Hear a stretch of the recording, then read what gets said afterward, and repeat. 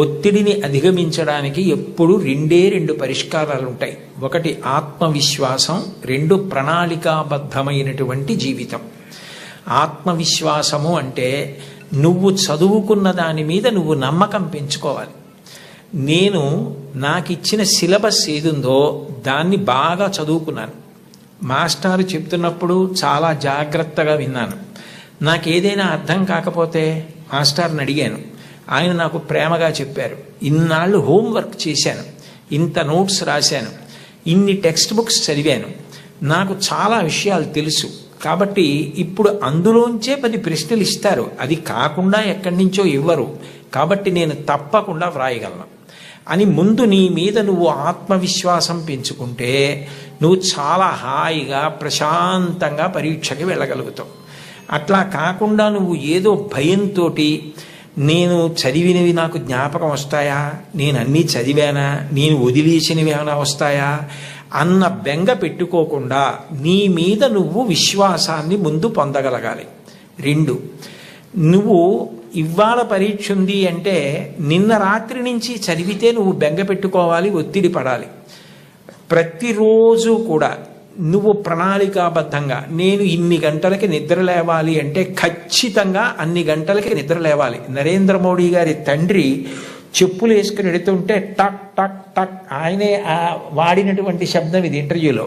టక్ టక్ టక్ అన్న శబ్దం వినపడితే గడియారాలు దిద్దుకునేవారట. 4:30 మోడీ గారి తండ్రి వెడుతున్నారని చెప్పి, దామోదర్ గారు వెడుతున్నారని చెప్పి. అంటే అంత ఖచ్చితంగా సమయపాలన అలవాటు కావాలి. ఇన్ని గంటలకి లేవాలంటే అన్ని గంటలకి లేవాలి. ఇన్ని గంటలు నేను చదువుకోవాలంటే ఆ పుస్తకాలు కావలసినవి దగ్గర పెట్టుకుని గడియకి లేవడం కాకుండా చక్కగా చదువుకోవాలి. అన్నం తింటే నువ్వైపోయినట్టు, నీళ్లు తాగితే నువ్వైపోయినట్టు, నువ్వు చదివింది నువ్వైపోవాలి. అంటే అంత బాగా చదవాలి. ఒక కాగితం మీదకి సూర్యరశ్మి పడితే కాగితం కాలదు. ఒక కుంభాకార కటకాన్ని, భూతద్దాన్ని సూర్యబింబానికి ఎదురుగుండా పెడితే ఆ కాంతి అందులోంచి వచ్చి కాగితం మీద పడితే కొంతసేపటికి కాగితం కాలుతుంది.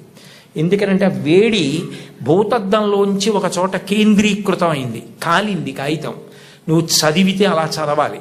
చదువుతున్నంతసేపు పుస్తకం ఏం చదువుతున్నావో అది నీలోకి వెళ్ళిపోవాలి.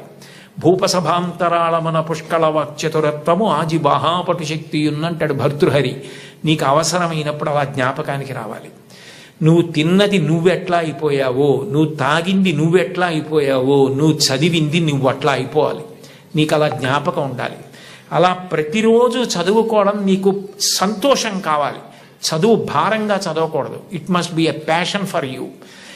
ఎప్పుడు తెల్లారలేద్దాం, ఎప్పుడు చదువుదామని నీకు ఆసక్తి ఉండాలి, ఆతృత ఉండాలి, అందులో ఒక గొప్ప సంతోషం ఉండాలి.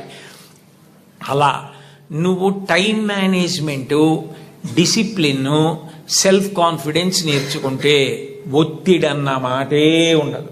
నువ్వు ధైర్యంగా ఏ పరీక్షకైనా పెడతావు, ఎదుర్కొంటావు. ఎప్పుడైనా ఒకసారి వైఫల్యం లభించిందనుకో, కలాం గారిని తలుచుకో. ఫెయిల్ అంటే ఆయన ఫెయిల్ అంటే పడిపోయావని కాదు, first attempt in learning, FAIL అని డిఫైన్ చేశారు.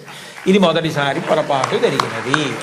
మళ్ళీ చేతిలో మట్టి ముద్ద కింద పడితే భూమిని అంటుకుంటుంది, బంతి పడితే పైకి లేస్తుంది. అలా పైకి లే తప్ప బెంగ పెట్టుకోకు. ఇక పైన అన్ని విజయ పరంపరలతో కొనసాగు. శుభం భూయాత్.